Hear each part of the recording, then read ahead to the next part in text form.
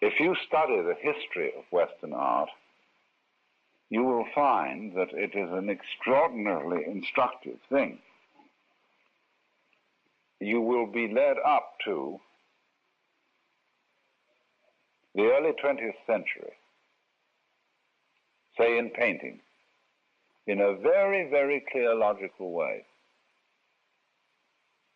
But as you watch that as this historical process goes on, the painters become more and more aware of the fact of a historical progression in art. And they are more and more asking, what is the new thing going to be?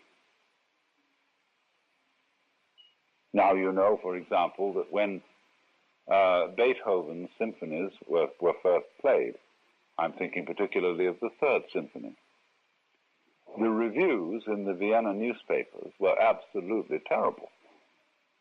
His work was referred to as cacophony, as an absolute insult to the whole art of music, as being dreadful. And so, people living now who are writing music, which to many ears is dreadful, are saying, but they said this about Beethoven, what you're saying about my work. And it's very fascinating to hear read one of the criticisms, contemporary criticisms of Beethoven's symphony, without the reader first telling you what the context is, where he's taking this from. And you imagine it's some critic talking about some contemporary composer. And then he says, well, that was Baron von so-and-so talking about Beethoven. Well, you see, the artist has, in our era, become aware of the history of art to a degree that was not at all the case in the past. There were no art historians when Bach was alive. And they had no idea then that there was a sort of progress in the development of a culture form. They were trying to do certain things which they found important to do. They were playing musical games or painting games and finding out things that might indeed be new ways of treating it.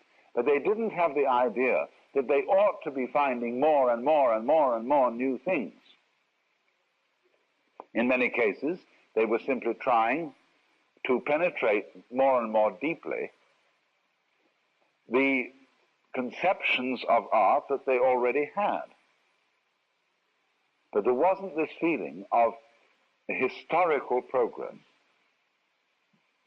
And so, as this feeling has come upon us today, not only in the history, say, of Western art alone, or the history of Western philosophy, but also the mingling of cultures brought about by modern transportation, in which the Western artists suddenly become aware of enormous artistic traditions from the very ends of the earth.